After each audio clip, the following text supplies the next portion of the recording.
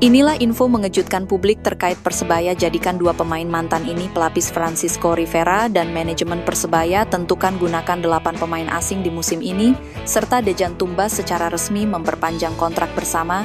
Persebaya Surabaya menjadi 3 topik pilihan terbaru Bajul Ijo TV untuk berita update Persebaya Surabaya.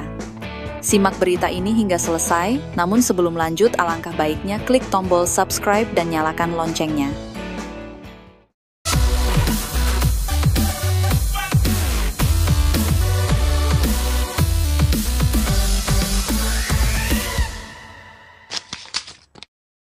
Dua nama mantan opsi pelapis Rivera. Pelapis Francisco Rivera masih dalam tahap pencarian. Manajemen Persebaya Surabaya begitu serius dalam mencari pemain yang tepat untuk melengkapi kedalaman skuad Bajul Ijo. Kebanyakan kalangan pendukung setia Persebaya Surabaya, Bonek Mania, menginginkan manajemen untuk mencari pelapis Francisco Rivera yang sepadan. Mereka tidak ingin kejadian musim lalu terulang ketika Francisco Rivera mengalami cedera dan membuat tim tidak stabil permainannya. Musim ini manajemen wajib belajar dari kesalahan musim lalu, pelapis yang dimiliki tidak setara dengan kemampuan Francisco Rivera. Maka dari itu, manajemen harus mencari pemain yang tepat untuk mengisi posisi tersebut. Dua nama mantan pemain, Igor Vidal dan Ricky Kambuaya, bisa menjadi opsi pertimbangan manajemen untuk didatangkan sebagai pelapis Francisco Rivera. Kedua pemain ini punya kualitas hampir sama dengan tipikal bermain Francisco Rivera. Dari kedua nama mantan tersebut, menurut dulur Bonek siapakah yang layak menjadi pelapis Francisco Rivera? Tulis jawaban kalian di kolom komentar. Persebaya Surabaya tentukan pakai 8 pemain asing. Manajemen Persebaya Surabaya tampaknya telah menentukan strategi untuk menghadapi Super League 2025-2026 dengan kemungkinan mengakhiri perburuan pemain asing setelah kedatangan striker baru. Persebaya Surabaya kemungkinan akan memakai 8 pemain asing di musim ini. Manajemen tidak ingin terpancing dengan klub lain yang menggunakan hingga 9 atau 11 pemain asing karena regulasi hanya memungkinkan 8 pemain asing didaftarkan di setiap pertandingan. Manajemen Persebaya Surabaya berpendapat bahwa menggunakan 11 pemain asing hanya akan merugikan klub, karena 3 pemain asing tidak bisa bermain dan hanya membuang uang yang mengakibatkan financial club menurun. Dengan 8 pemain asing, Persebaya Surabaya tetap bakal tampil semaksimal mungkin. Manajemen percaya bahwa jumlah ini sudah cukup untuk menghadapi Super League 2025-2026. Keputusan ini menunjukkan bahwa manajemen Persebaya Surabaya memiliki strategi yang matang untuk menghadapi musim depan. Mereka siap untuk bersaing dengan klub lain dan memberikan penampilan terbaik. Persebaya Surabaya kini fokus untuk mempersiapkan tim menghadapi Super League 2025-2026 dengan skuad yang ada. Manajemen optimis bahwa tim dapat mencapai target yang diinginkan. Dejan Tumbas resmi perpanjang kontrak 1 musim. Salah satu dari 4 serdadu Balkan di Persebaya Surabaya, Dejan Tumbas resmi memperpanjang kontrak bersama tim berjuluk Green Force itu.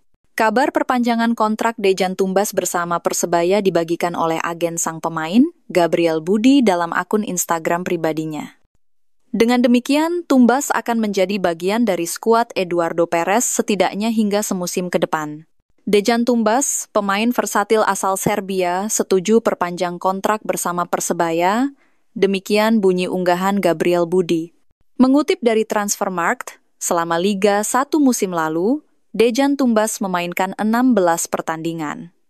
Itu berarti ia hanya absen 1 laga karena jumlah pertandingan pada putaran kedua adalah 17 laga. Ia turut menyumbang 2 assist.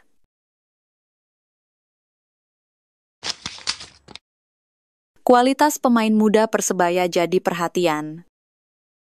Jelang laga tim launching melawan PSS Sleman serta laga perdana Super League 2025-2026, pelatih Persebaya, Eduardo Perez menegaskan tidak pernah ragu dengan kualitas pemain muda Persebaya Surabaya. Sinyal ini menjadi angin segar bagi pemain muda Persebaya di kompetisi Super League 2025-2026 mendapat peluang besar untuk dimainkan. Kami senang dengan kinerja tim, Tentu ini masih uji coba pertama pramusim, kami perlu meningkatkan banyak hal, tetapi kami sangat senang dengan kemampuan para pemain, pungkas Eduardo Perez. Setelah menghadapi Football West All-Star, Persebaya akan kembali menjalani uji coba menjamu PSS Sleman di Stadion Gelora Bung Tomo, Surabaya pada Sabtu 19 Juli 2025.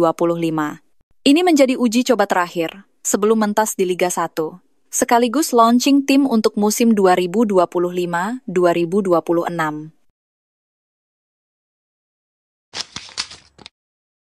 Teka-teki striker baru Persebaya Surabaya. Teka-teki soal masa depan striker Montenegro Mihailo Perovic perlahan mulai menemukan titik terang. Penyerang yang pernah memperkuat FK Jezero itu dikabarkan bakal diperkenalkan sebagai pemain baru Persebaya Surabaya saat laga launching melawan PSS Sleman. Laga Persebaya Surabaya kontra PSS Sleman dijadwalkan berlangsung pada Jumat, 19 Juli 2025, pukul 19.00 WIB di Stadion Gelora Bung Tomo. Momen ini diyakini menjadi panggung perkenalan resmi bagi Perovic setelah rumor panjang yang menyelimuti transfernya. Hingga Selasa, 15 Juli 2025, Persebaya Surabaya memang belum meresmikan Perovic secara terbuka. Namun, tanda-tanda kehadirannya di skuad Green Force semakin kuat dan tak terbantahkan. Salah satu sinyal paling mencolok adalah follow yang diberikan Mihailo ke akun Instagram resmi Persebaya Surabaya. Mihailo Perovic bakal menjadi nama ke-8 yang akan memperkuat lini depan tim kebanggaan Bonek. Langkah Persebaya Surabaya mendatangkan striker baru ini cukup strategis, mengingat jadwal pertandingan Super League yang semakin dekat. Menanti 3 poin awal Persebaya bersama Eduardo Perez.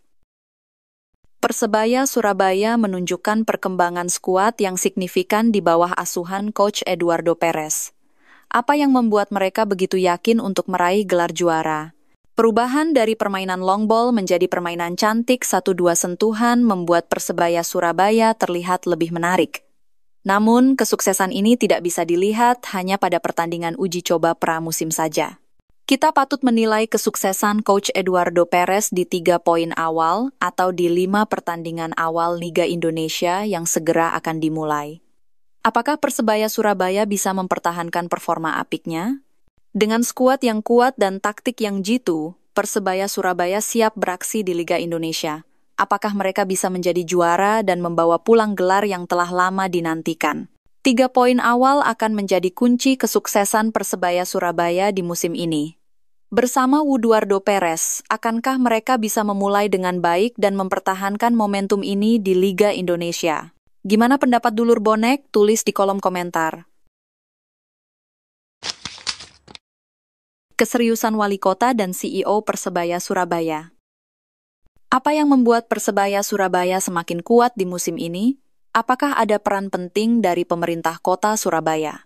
Wali Kota Surabaya, Eri Cahyadi, dan CEO Persebaya, Azrul Ananda, telah menunjukkan sinergi yang kuat untuk mewujudkan klub kebanggaan kota Surabaya berprestasi. Hasilnya, kualitas klub musim ini mulai sedikit berkembang.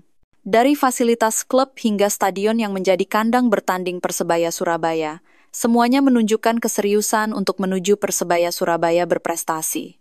Fasilitas GYM yang standar internasional menyerupai klub Eropa sudah dimiliki klub Persebaya Surabaya. Latihan yang digelar kembali pasca pulang menjalani pertandingan pramusim di Australia Barat juga menunjukkan kesiapan tim.